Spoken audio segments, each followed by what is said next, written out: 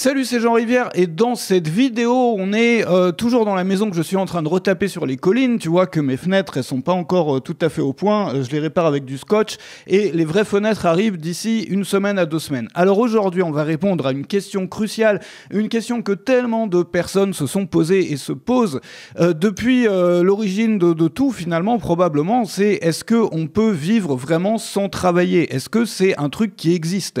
Et les réponses vont probablement te surprendre. Il y a tellement de personnes qui cherchent à vivre sans travailler. Entre celles qui s'intéressent aux revenus passifs, celles qui s'intéressent au trading, celles qui s'intéressent à l'immobilier, tu vois, louer des appartements à des gens pour pouvoir ne pas travailler, ou ils pensent ne pouvoir ne pas travailler. Bref, moi j'ai des réponses à te donner dans cette vidéo, des réponses qui vont probablement te surprendre. Et il y a 3 choses desquelles on va parler sur ce sujet dans cette vidéo. Juste avant de passer au cœur du sujet, dans le vif du sujet, je te propose quelques images qui n'ont rien à voir, mais c'est pour te montrer un petit peu le contexte où je suis, ce que je fais. C'est mon système d'eau à la maison ici, dans la maison que je suis en train de retaper. Je te montre ces images et on se retrouve juste après pour parler de vivre sans travailler. Alors on est toujours à la maison là que je suis en train de retaper. Tu vois, j'ai pu monter en voiture aujourd'hui. La plupart du temps on peut pas monter en voiture, faut monter en quad. Tu vois, j'ai une remorque et tout pour le matos. Le problème de la remorque, c'est que ça a tendance à, quand il pleut, à mettre plein de boue dans les affaires que tu transportes. Donc j'ai tout un système de sacs plastiques et de bâches. Je voulais te montrer aujourd'hui un super système. Alors j'ai vu ça sur YouTube et j'ai acheté le matériel, c'est vraiment pas mal. Parce que tu sais que moi j'ai l'eau courante avec un puits. Alors là c'est un peu le chantier encore parce que je suis en train de faire un raccordement pour récupérer l'eau du puits parce que j'ai pas assez d'eau dans mon puits, enfin, c'est souvent à sec. Donc je raccorde, tu vois, je vais raccorder ça pour récupérer l'eau de pluie à l'intérieur du puits.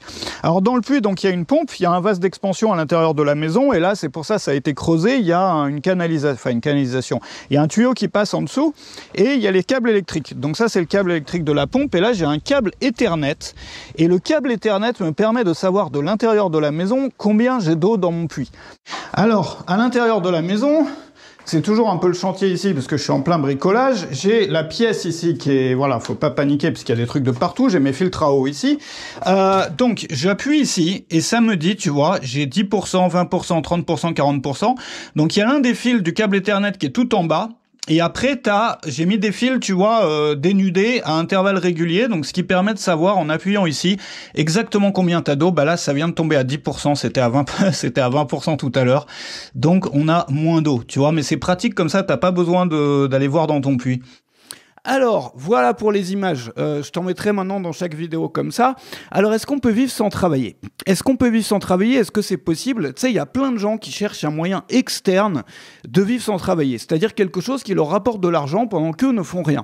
Bon. Est-ce que c'est vraiment la solution viable? Tu sais, moi j'ai été beaucoup impacté par une citation de l'auteur Seth Godin. Je ne sais pas si tu connais Seth Godin. Si tu connais pas, je te recommande vivement d'aller voir ses écrits. C'est extrêmement inspirant. Et il disait, en gros, je paraphrase, il disait que au lieu de penser à tes vacances ou à planifier tes prochaines vacances, tu pourrais t'inventer un mode de vie duquel tu n'as pas besoin de t'échapper. Et moi, depuis que j'ai eu cette phrase et que j'avais lu le bouquin, je ne sais même plus dans lequel de ces bouquins c'est, que j'avais lu ça à l'époque, ça m'a tellement marqué que je me suis dit, moi je vais me créer une vie dans laquelle je kiffe en fait, enfin j'apprécie tout ce que je fais. Parce que finalement, peut-être que c'est la clé. Moi, ça m'arrivait à beaucoup de moments de très peu travailler. De vraiment très peu travailler, mais finalement de travailler tellement peu que je travaillais sur mon efficacité où j'améliorais, si tu veux, j'optimisais jusqu'à un point où j'avais tellement rien à faire que je m'ennuyais. J'avais pas vraiment de but dans la vie. Enfin, tu vois, dans mes journées avaient pas vraiment de sens et je tournais en rond. Et j'ai discuté aussi avec des personnes et c'est un truc qui est ultra courant chez les personnes, chez les rentiers en fait, ou chez les gens qui je sais pas, qui vivent d'appartements ou qui vivent de trucs que tu vois, pour lesquels ils ont pas de travail à faire.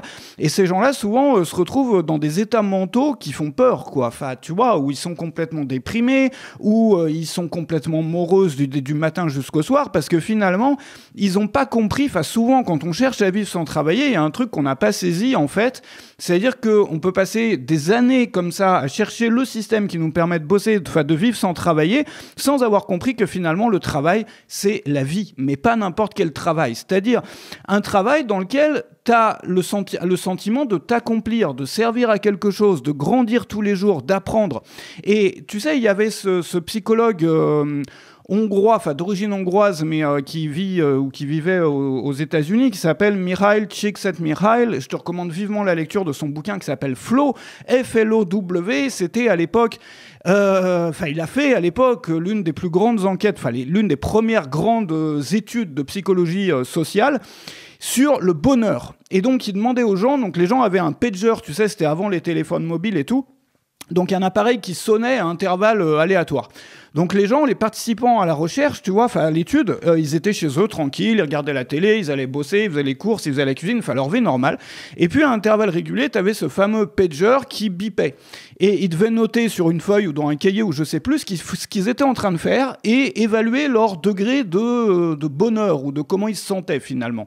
Et il s'est rendu compte que finalement, là où on était le plus heureux, c'était quand on est complètement immergé dans une tâche dans laquelle, c'est comme quand tu joues du piano, si tu joues du piano, comme quand tu fais un travail qui a du sens pour toi, comme quand tu fais du jardinage, si t'aimes bien ça, bref, quand tu vois plus le monde autour de toi, t'es tellement dans la tâche, t'es tellement dans ce que tu fais, que tu vois plus rien autour de toi, que t'es en état de flow, il appelle ça.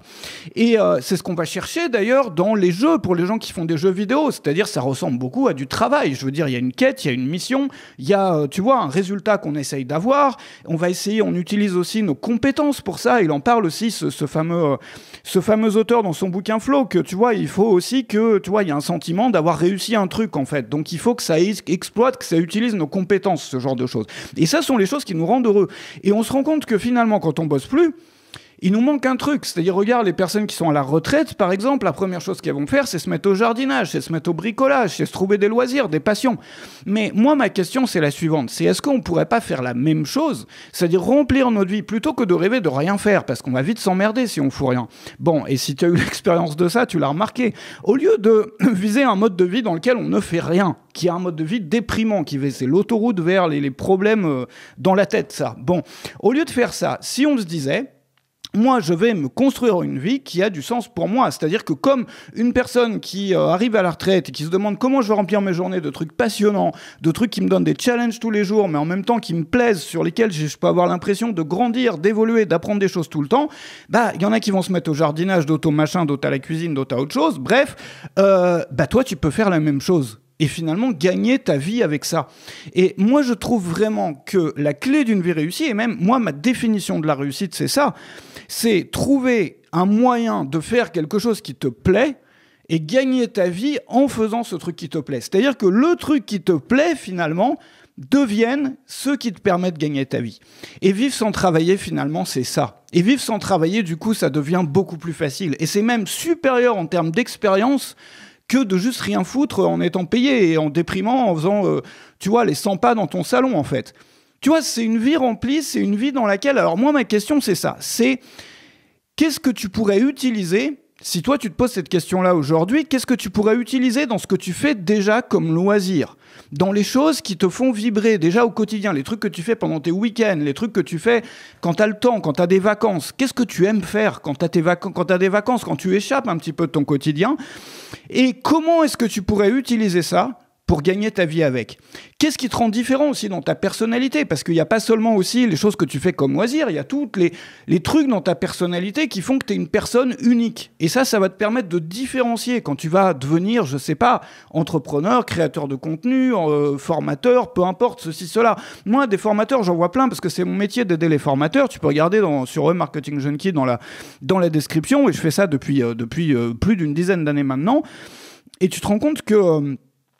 finalement, pour beaucoup, c'est une vie qui est magique, en fait. Les parcours, ils se ressemblent beaucoup. C'est-à-dire, c'est souvent des gens qui bossaient comme salariés, machin, avant, dans un boulot qui faisait aucun sens pour eux, et qui, aujourd'hui, même si c'est pas facile forcément tous les jours, en fait, ont transformé leur loisir principal en gagne-pain. Et du coup, ils font tous les jours les choses qu'ils faisaient autrefois pour les vacances, finalement. Et ça rejoint cette fameuse citation que moi, j'aime beaucoup de Seth Godin, qui dit... je paraphrase encore, j'ai pas les mots exacts sous les yeux de cette citation, mais qui dit que au lieu d'aller planifier, au lieu de planifier tes prochaines vacances, tu pourrais te construire ou t'inventer un mode de vie dans lequel t'as plus besoin de t'échapper. Alors voilà un petit peu moi ce que je te propose. Alors moi j'ai un peu tout fait là-dessus, sur ce sujet-là, c'est que moi ma passion à la base, c'était ça, c'était la psychologie, c'était un peu tout ce qui est psychologie sociale, tout ce qui est persuasion, comment est-ce que fonctionne, tu vois, comment est-ce qu'on fonctionne, comment est-ce qu'on est convaincu de quelque chose. Et j'ai passé des années et des années et des années à étudier ça, à étudier la persuasion et à construire du coup des systèmes marketing, des systèmes de vente, des systèmes, enfin bon, tu me connais, si tu me connais, je te passe les détails. Et aujourd'hui, je m'occupe de Web Marketing Junkie qui se trouve dans la description, qui est à la fois une communauté, mais surtout un lieu sur lequel je publie tous les jours une leçon vidéo sur un sujet. Et aujourd'hui, il y a un sujet qui est mon nouveau système marketing. Alors, c'est le nouveau système que j'ai mis en place. C'est ce que tu vois là dans ces vidéos. Si tu me suis depuis un moment, bon, t'as vu, j'ai fait un peu des vlogs, j'ai fait aussi des vidéos face caméra, j'ai fait un peu de tout. Et aujourd'hui, j'ai tout réuni en un seul système et c'est ce que je montre dans la leçon du jour qui est réservée normalement aux membres. Je te propose de regarder le début de cette leçon et si tu veux voir la suite, tout se trouve dans la description. Alors, dans cette leçon, je voudrais te dévoiler mon tout nouveau système marketing, le système marketing que j'ai mis au point ces jours-ci, qui est, à mon sens, l'un des plus aboutis. C'est un système marketing qui permet à la fois de faire de la vente, sans faire de vente, c'est-à-dire sans faire d'argumentaire de vente, sans faire de mailing dans lesquels tu essayes de refourguer ton produit, etc. Bon, c'est amusant à faire ça au début. Moi, j'ai fait ça pendant 10 ans, j'en ai un petit peu marre, je t'avoue. Donc, je voulais un système qui me permette de pas pousser le produit à chaque fois. Un système qui permet de mettre en avant ma vie perso, enfin plus ma personnalité, c'est-à-dire tout ce qui est personal branding, c'est-à-dire tous les éléments différenciants. Bon, moi, j'ai la chance d'avoir un mode de vie qui n'est pas très classique. Le problème, c'est que c'est toujours difficile et ça a toujours été difficile un peu pour moi de parler de mon mode de vie tout en donnant aux gens envie d'avoir accès aux produits. C'est-à-dire qu'il y a toujours une différence entre les deux. D'un côté, il y a les vlogs ou d'un côté, il y a les photos, les choses avec les projets que je fais, le mode de vie, etc. Et puis